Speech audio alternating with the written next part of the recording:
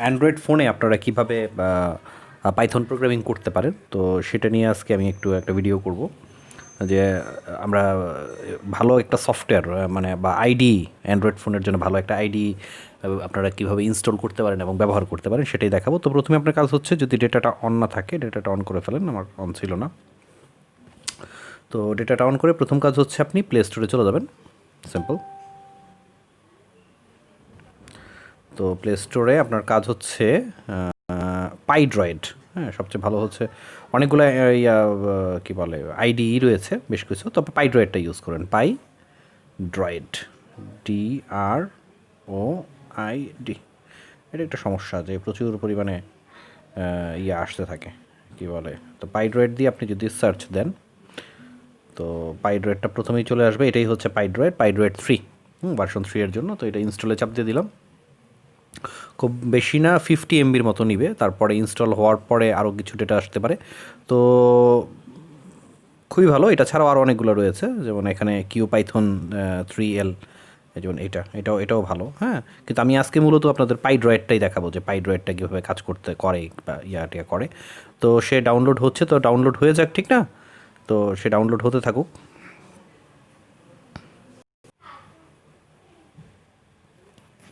তো মোটামুটি ইনস্টল হয়ে যাচ্ছে।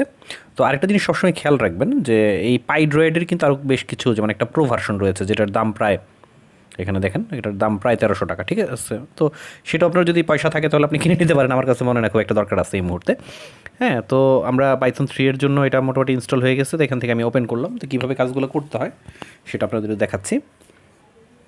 যখন ইনস্টল হবে ডেটাটা অন রাখবেন, আরও বেশ কিছু ফাইল এটার মধ্যে যুক্ত হয়ে যাবে। খুব বেশি ফাইল না, অল্প কিছু ফাইল, এবং খুব বেশি সময় নেবে না, হয়তো বা নট মোর দেন 2 কী বলে 2 সেকেন্ড নেবে আর কি। তো সেইগুলো ডাউনলোড হয়ে যাক, ঠিক না? 700 আর বেশি নেই, 38টা, প্রায় 100%, প্রায়। তো বেশ কিছু থাকবে, তো হয়ে গেছে। ওকে, তো এই হচ্ছে আমার ফ্রন্ট ভিউটা। হ্যাঁ, এটা আসার পরে এখানে আপনি সিম্পল কোডগুলো লিখতে পারবেন। তো লিখলাম PRINT। তো প্রিন্ট দিয়ে আমি কি করলাম, এখানে এটার ভেতরে ডবল কোটেশনের ভেতরে লিখলাম ওয়েলকাম, COME, ওয়েলকাম।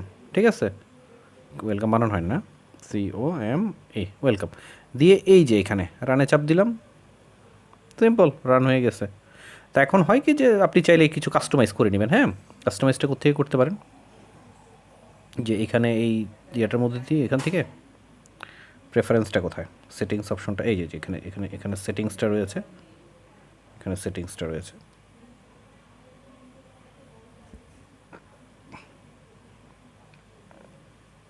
সেটিংসের মধ্যে আমি একটা চাপ দিলাম। সেটিংসের মধ্যে আপনি অ্যাপিয়ারেন্সে চলে গেলেন। অ্যাপিয়ারেন্সে গিয়ে ফন্টের সাইজটা একটু বড় করে দেন। না, ফন্টের সাইজটা 20 করে দিই আমি, তাহলে একটু দেখতে বড় সড়ো লাগবে আর কি, ঠিক না? তো আপনার মতো করে আপনি চেঞ্জ করে নিতে পারেন। আপনি এডিটরের অপশনগুলো চেঞ্জ করে নিতে পারেন। আমার মনে হয় খুব বেশি এদিক সেদিক করা লাগবে না, চলবে। যেগুলো আছে সেগুলোই চলবে। তো এখানে সিম্পল, এখানে যে কোনো একটা কোড লিখলেন, কোড লিখে আপনি এখানে রান দিবেন। সেটা ছাড়াও আপনি এটার একটা মজার একটা অপশন আছে, একটা হচ্ছে ইন্টারপ্রেটার। হ্যাঁ, ইন্টারপ্রেটারটা হচ্ছে এরকম মোড। হ্যাঁ, একেবারে ডিরেক্ট ইন্টারপ্রেটার মোডের মধ্যে, যেভাবে ওই ব্ল্যাক স্ক্রিনে, হ্যাঁ, টার্মিনালে আমরা ব্যবহার করি আর কি। তো যেমন আমি এখানে লিখলাম হচ্ছে PRINT। হ্যাঁ, প্রিন্ট দিয়ে এটার ভেতরে লিখলাম হচ্ছে একটা ডাবল কোটেশনের ভিতরে ওয়েলকাম, WELCOME, ওয়েলকাম দিয়ে ব্র্যাকেটটা শেষ করলাম, এন্টার দিলাম। এখানে এই যে ইন্টারপ্রেটার মোড আছে, সেই মোডেও আপনি কাজ করতে পারেন এখান থেকে। হ্যাঁ, আবার চাইলে আপনি কিন্তু এখানে টার্মিনাল ওপেন করতে পারেন। আমাদের যে লিনাক্স টার্মিনালগুলো রয়েছে, এই টার্মিনালটা ওপেন করতে পারেন। এখানে দেখেন পুরো টার্মিনাল চলে আসছে, ঠিক না? তো টার্মিনাল আসার পর আপনি লিখলেন PYTHON পাইথন 3, ঠিক না? পুরো পাইথন 3, পুরো ইয়াটা ভিউটা চলে আসলো।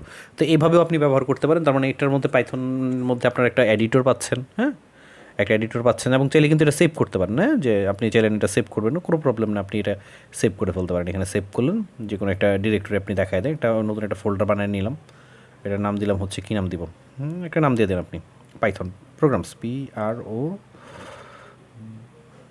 PROGRAMS programs. তো এটা ক্রিয়েট করে দিলাম, ঠিক আছে? তো এরকমভাবে আপনি নতুন ফোল্ডার ক্রিয়েট করে আপনি যে কোনো জায়গায় ইন্টারনাল ফোল্ডারের মধ্যে বা এক্সটার্নাল ফোল্ডারের মধ্যে করে ফেলতে পারবেন। তো এগুলো একদম সহজ, কঠিন কোনো কাজ না। সবচেয়ে বড় কথা হচ্ছে যে এটাকে কিন্তু প্রাইমারি কোড প্র্যাকটিস করার জন্য, কারণ আপনি যত বেশি প্রোগ্রামিংয়ে ভালো হতে চাবেন তত বেশি কোড প্র্যাকটিস করতে হবে। প্র্যাকটিস করার জন্য ইটস এ গুড এডিটর। তো আজকে এই পর্যন্তই। তো ভালো থাকবেন সবাই, ধন্যবাদ সবাইকে।